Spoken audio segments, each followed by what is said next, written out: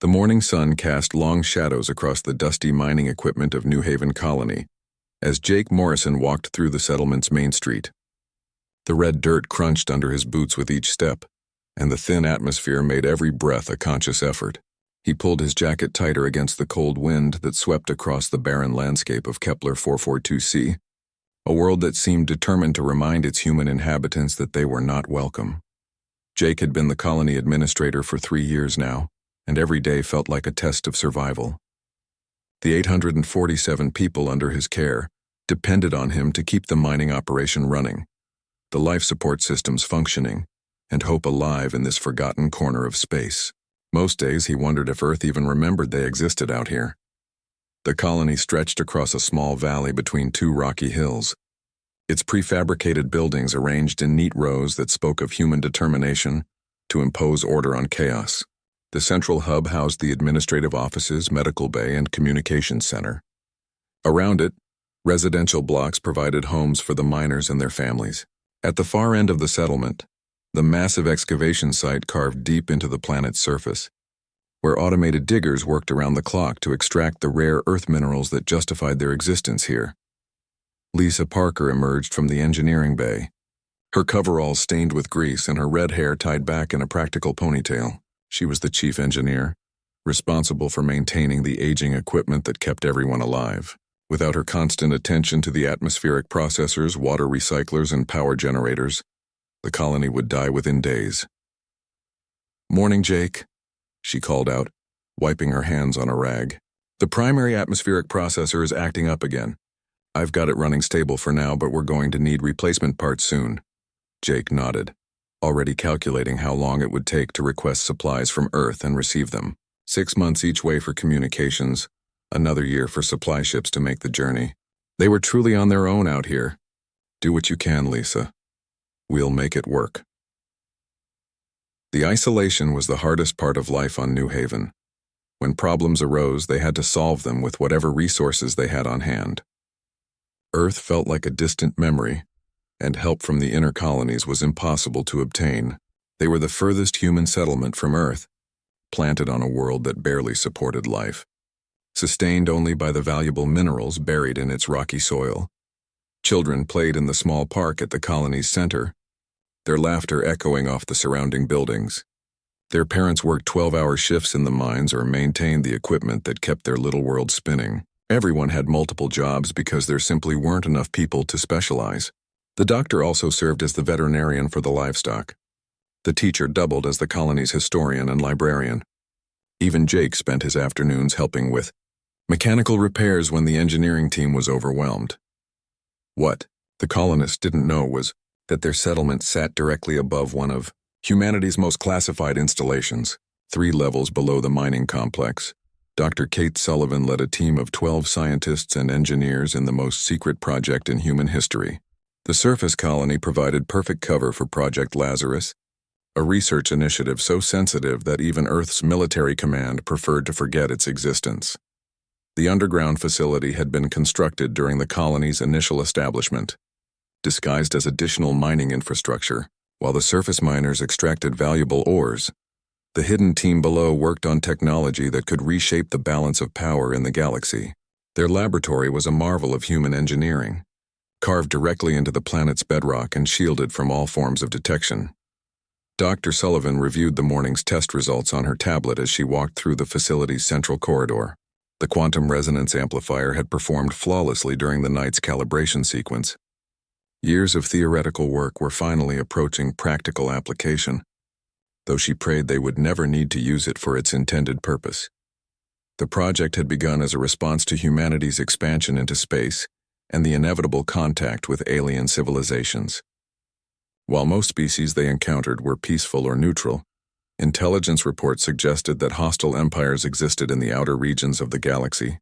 Humanity needed a defense that could protect its most vulnerable settlements, and conventional weapons would never be enough against advanced alien technology. Security Chief Ben Carter made his rounds through the surface colony, his trained eye noting everything that seemed out of place. To the colonists, he was simply the man who handled disputes and managed the small security force that dealt with the occasional accident or minor crime. In reality, he was a former Earth Defense Force operative, assigned to protect both the surface settlement and the classified installation below. Ben knew that New Haven's location on the galactic rim made it an attractive target for any hostile force looking to test human defenses. The colony appeared defenseless with no military presence and no weapon systems. Any aggressive species would see it as an easy conquest, a stepping stone toward the inner human worlds. The irony was not lost on him that humanity's most powerful defensive weapon was hidden beneath its most vulnerable settlement. If the project succeeded, New Haven would become the safest place in human space. If it failed, the colonists would likely never know what hit them. Communication with Earth required careful scheduling due to the planet's rotation and orbital mechanics. Jake made his way to the communications center for the daily check-in with Earth Command. The message would take 6 months to reach its destination, and any response would take another 6 months to return.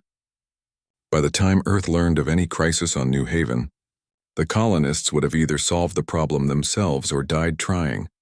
The communications officer, a young woman named Carol Martinez, looked up from her console as Jake entered. "Nothing incoming today, Administrator. The regular supply request went out yesterday, and we should receive confirmation in about 12 months. Jake nodded and settled into his chair to record the daily status report. Population stable, mining operations normal, no significant equipment failures. The same routine message he had sent hundreds of times before. He spoke clearly into the microphone, knowing that Earth officials would review his words months from now, searching for any signs of trouble in their remote outpost. What he didn't mention in his report was the strange reading that had appeared on the long-range sensors 2 days ago, a blip at the very edge of their detection range, moving in a pattern that suggested it might be artificial rather than natural. Carol had dismissed it as sensor noise, and Jake hoped she was right. The last thing their peaceful colony needed was unexpected visitors from the depths of space.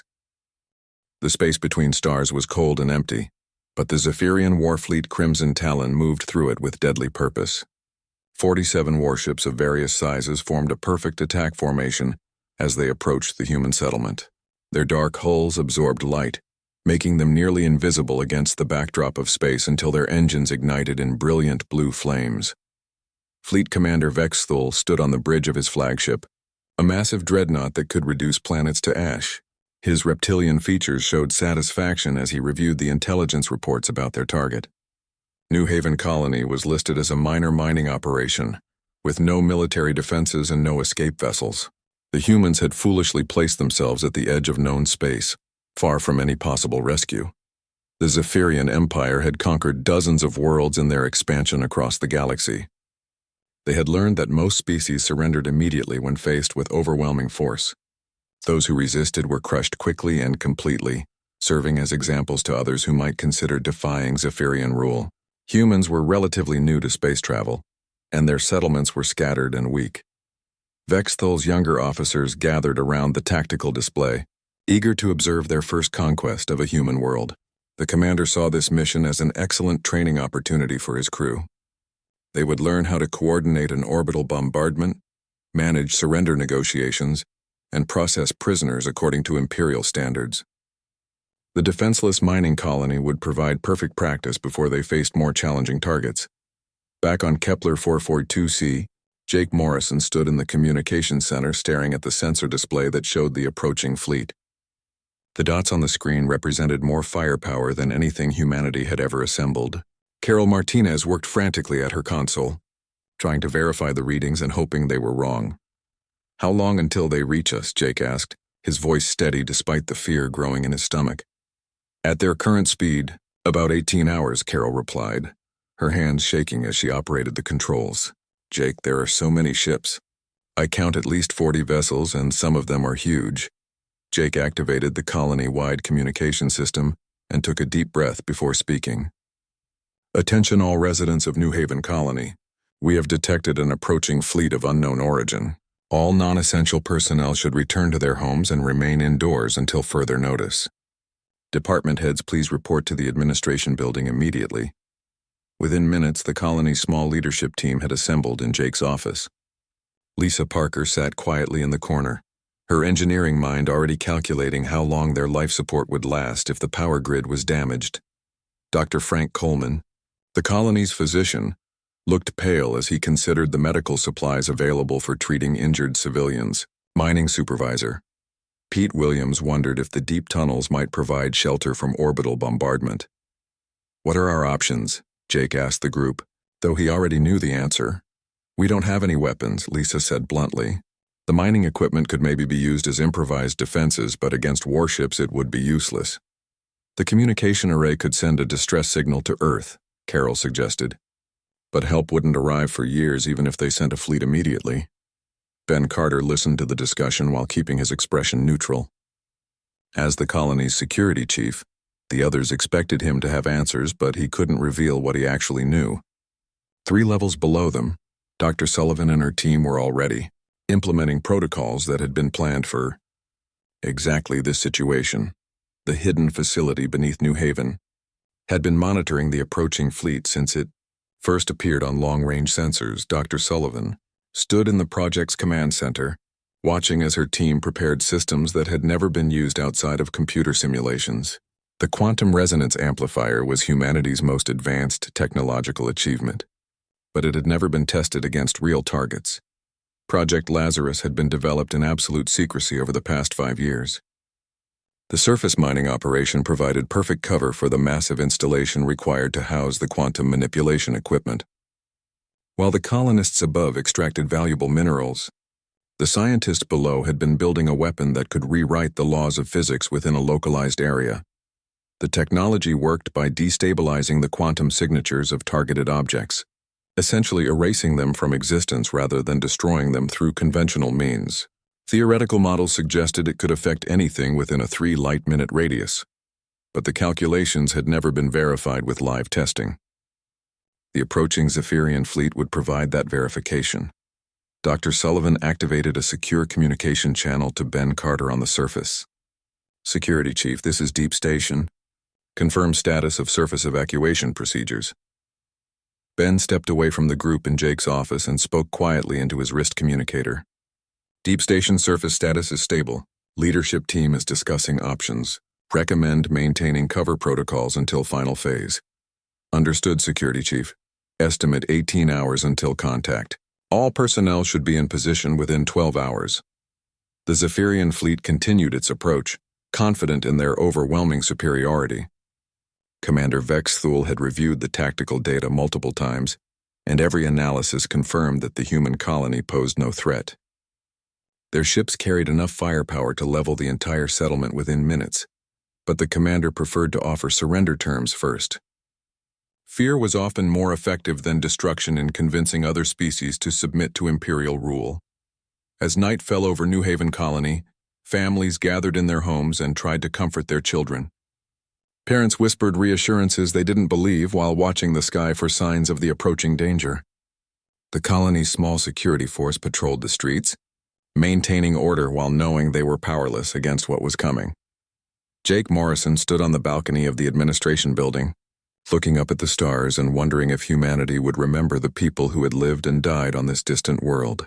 The mining operation had been successful, shipping valuable resources back to Earth for 3 years. The colonists had built a small but thriving community in one of the galaxy's most hostile environments. He thought about the families sleeping in the residential blocks, the children who had never seen Earth but considered New Haven their home. 847 people who deserved better than becoming statistics in an alien empire's expansion. The communications equipment could record final messages to their families on Earth, but Jake wasn't ready to give up hope.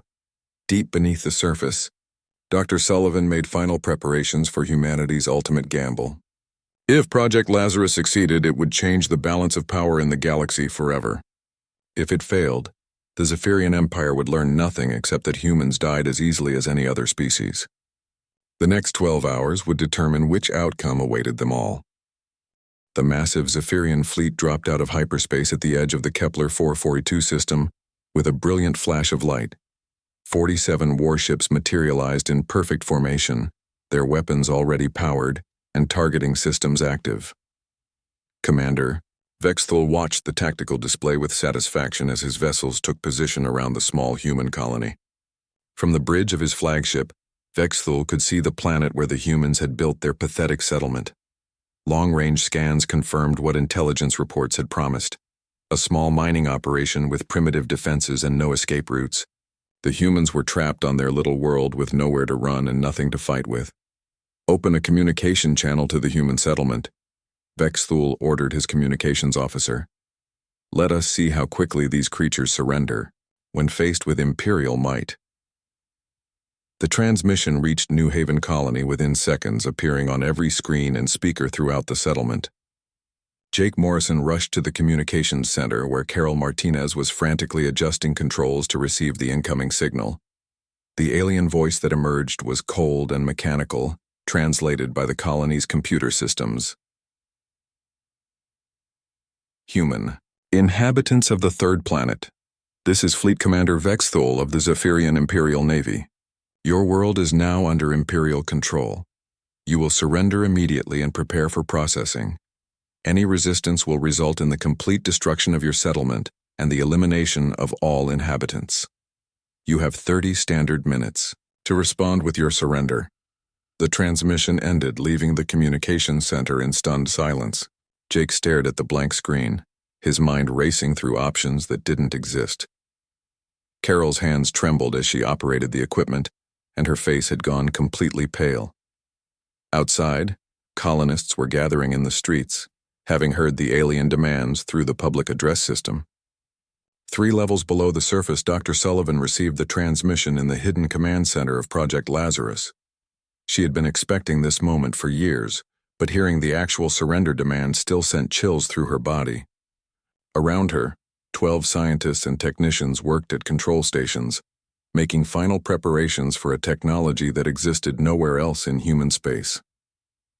The quantum resonance amplifier filled the central chamber, a massive device that looked more like a piece of abstract art than a weapon. Crystalline structures extended in complex geometric patterns, connected by conduits that carried exotic matter between processing nodes. The entire assembly hummed with barely contained energy that could reshape reality itself within a localized area. "All stations report ready status," Dr. Sullivan announced to her team. "Final systems check in progress. Estimate 25 minutes until activation window." Above ground, Jake Morrison gathered his courage and activated the colony's transmission array. He had discussed the response with Ben Carter, who had provided guidance that seemed to come from military training Jake didn't know the security chief possessed. The message had to buy time for whatever preparations were happening behind the scenes. "This is Administrator Jake Morrison of New Haven Colony," he spoke into the microphone, trying to keep his voice steady. "We are a civilian mining operation with no military capability. We request permission to gather our population and prepare for evacuation as you have demanded. Our people are scattered throughout the mining complex and residential areas. We need time to ensure the safety of our children and elderly residents." The transmission traveled to the Zephyrian flagship where Commander Vexthul listened with amusement. The human's request was exactly what he had expected: desperate pleading for more time wrapped in concerns for the weak members of their species. Most civilizations reacted the same way when faced with imperial power. 30 minutes, Vexthul replied coldly. "Not 1 second longer. Use this time to gather your people in the main settlement area. Any humans found outside the designated zone after the deadline will be eliminated without warning. Prepare to receive boarding parties who will oversee your processing." The Zephyrian fleet moved into optimal attack positions around the planet. The smaller escort vessels took high orbit while the heavy cruisers and battleships positioned themselves for devastating bombardment if the humans attempted any resistance. Weapon systems powered up with deadly efficiency, their targeting computers, calculating firing solutions for every structure in the colony. In the hidden facility, Dr. Sullivan's team completed their final preparations.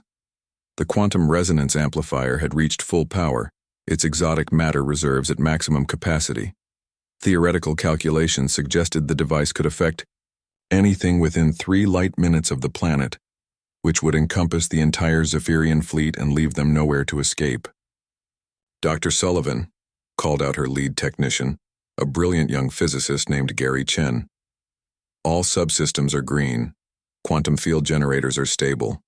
We're ready for activation on your command."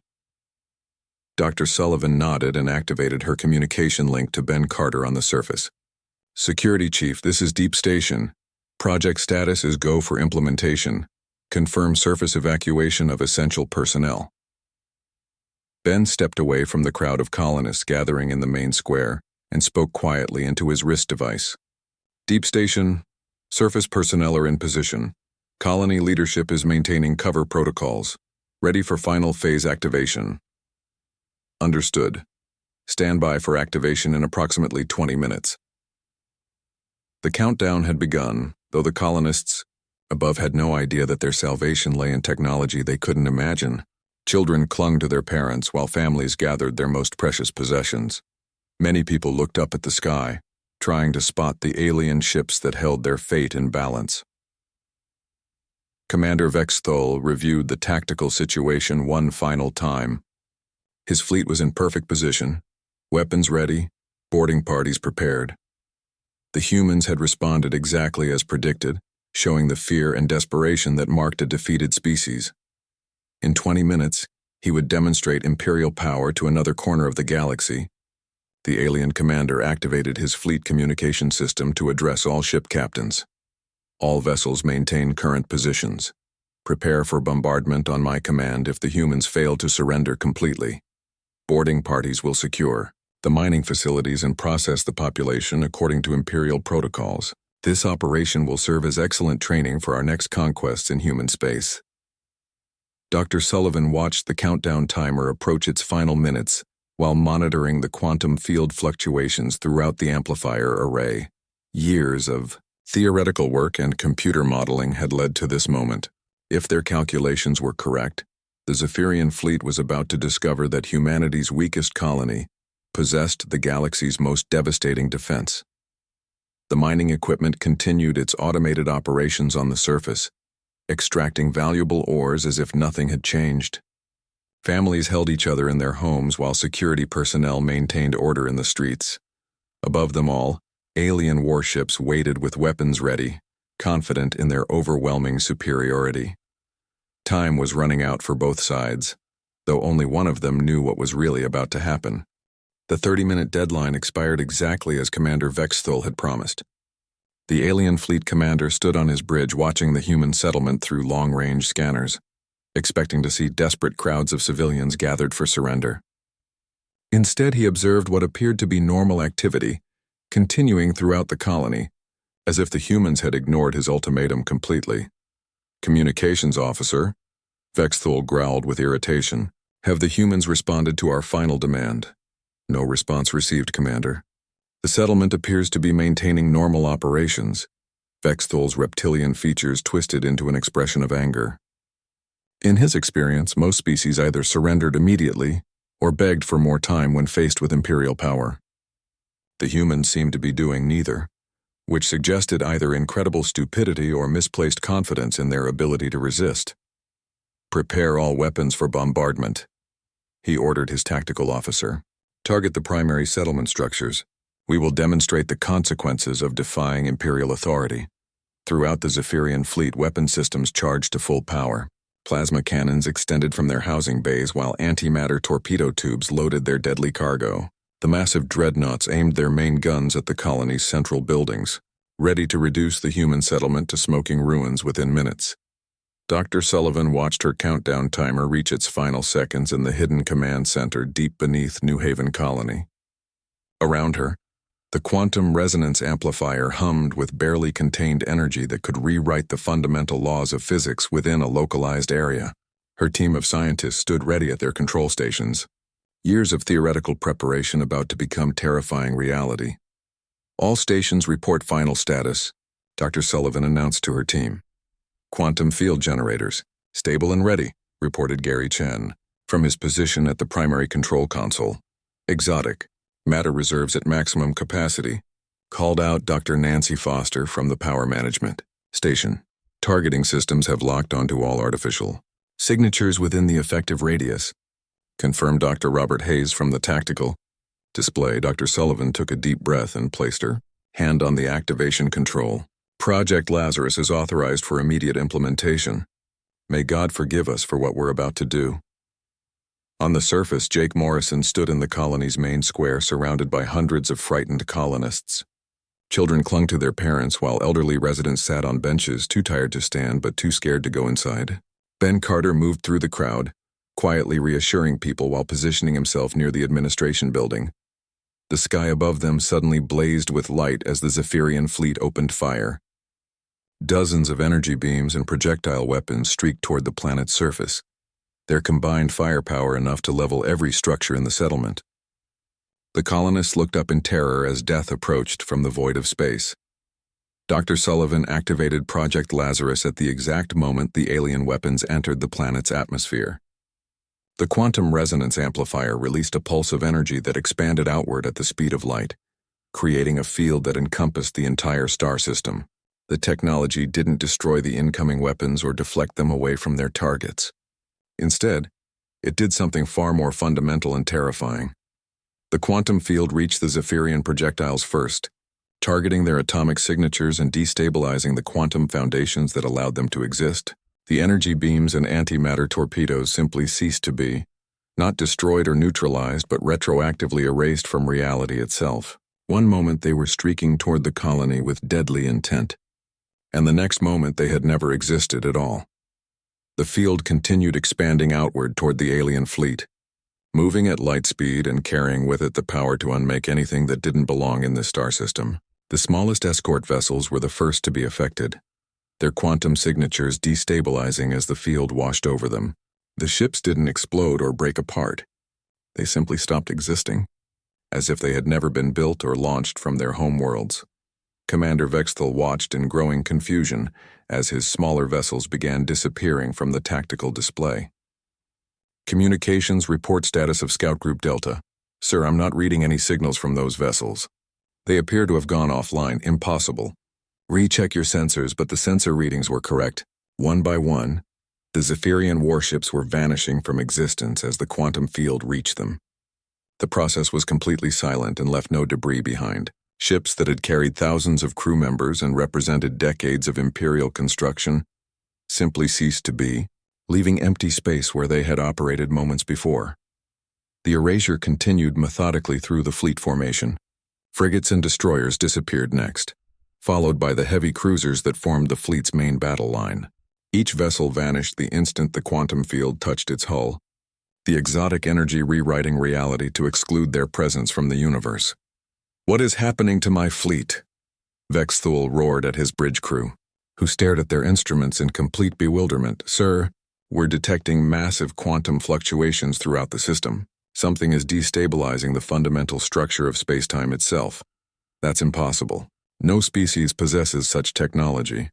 But even as the commander denied what was happening, his own flagship began to feel the effects of the approaching field. Warning alarms sounded throughout the massive dreadnought as its quantum signature started to become unstable. The ship's computer systems tried to compensate for the impossible readings their sensors were providing. On the planet's surface, the colonists watched in stunned amazement as the threatening lights in the sky simply vanished. The energy weapons that had been approaching them disappeared without a trace, leaving no sign that they had ever existed. The alien fleet that had filled their sensors with dozens of massive contacts was fading away ship by ship until only empty space remained.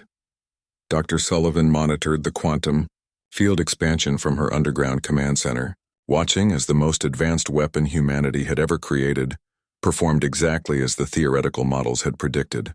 The Zephyrian Empire had sent 47 warships to conquer what they believed was a defenseless human settlement. Within minutes, those ships were being systematically erased from existence by technology the aliens couldn't even comprehend.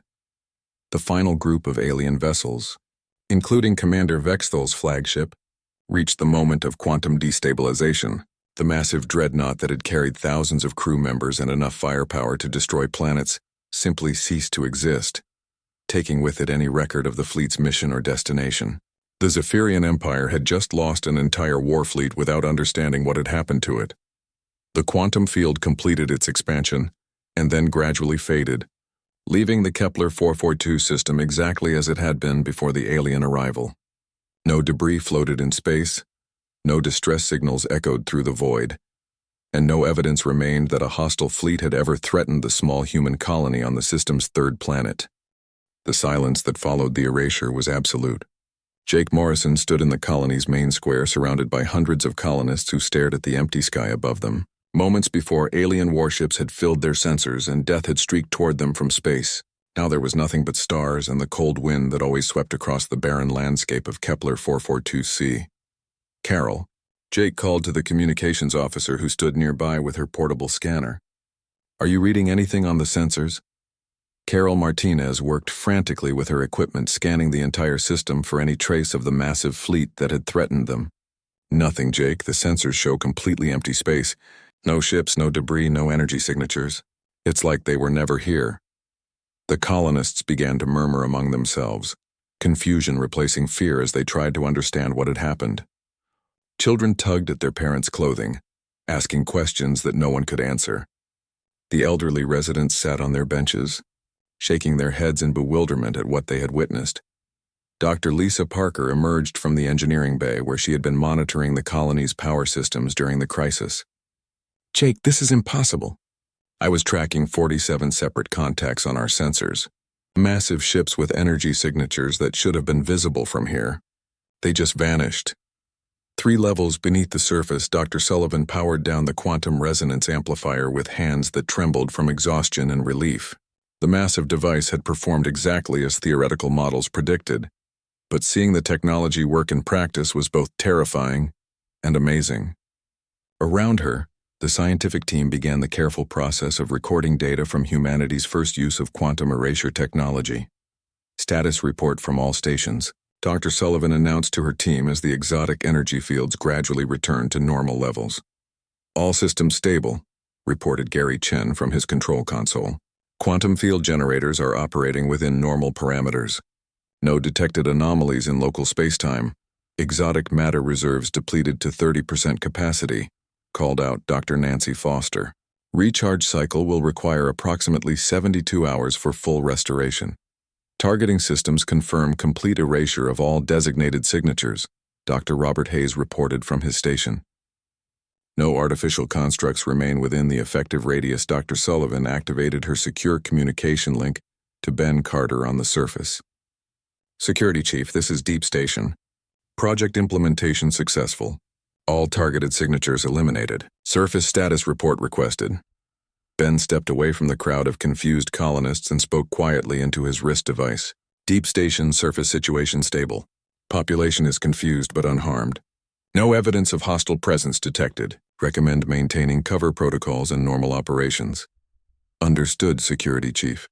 Deep Station returning to standby status. "Well done." Jake Morrison climbed onto a small platform in the center of the square to address the gathered colonists. He had no idea how to explain what had just happened, but his people deserved some kind of reassurance after the terror they had experienced. "Citizens of New Haven Colony," he began, his voice carrying across the square. "The immediate threat to our settlement has passed. Our long-range sensors show no hostile vessels in the system. We believe that Earth Defense Force technology protected us during this crisis, though the details remain classified." The explanation was carefully crafted to avoid revealing the truth while giving people something to believe. Most colonists accepted that Earth must have hidden defensive systems they didn't know about. The alternative explanations were too strange to consider seriously.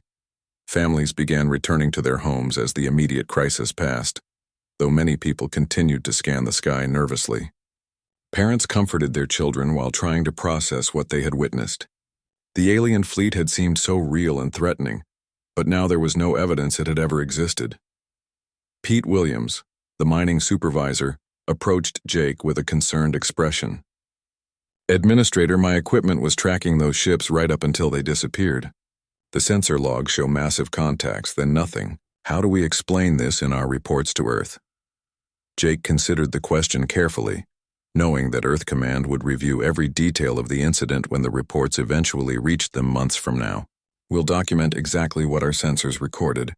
An unknown fleet approached the system and then vanished without explanation.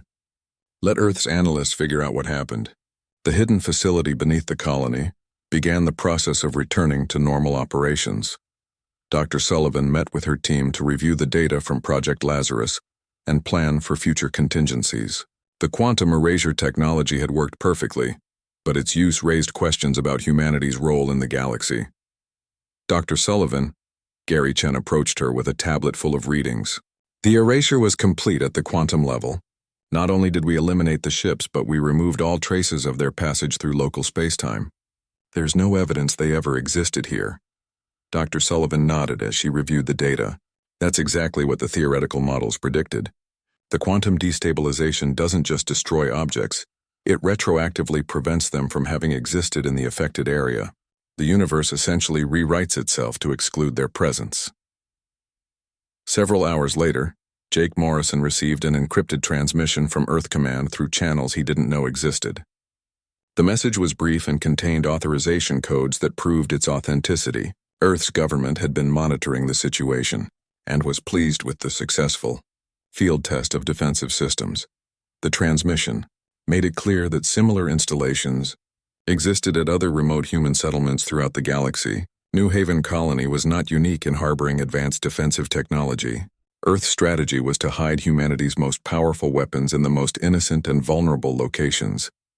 Ben Carter made his rounds through the settlement as normal operations resumed. To the colonists, he was simply their security chief, ensuring that everything remained peaceful after the crisis. In reality, he was confirming that the cover story had been accepted, and that no one suspected the truth about what lay beneath their feet. The Zephyrian Empire, meanwhile, began experiencing problems in their military records. Fleet Admiral Morthak reviewed deployment schedules and discovered gaps that couldn't be explained. 47 warships and their crews had simply vanished from Imperial databases, leaving behind only administrative confusion and unanswered questions. Intelligence officer, the Admiral called to his subordinate.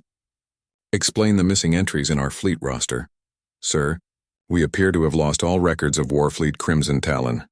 No deployment orders, no mission reports, no crew manifests. It's as if the entire formation never existed. The Admiral studied the incomplete records with growing frustration.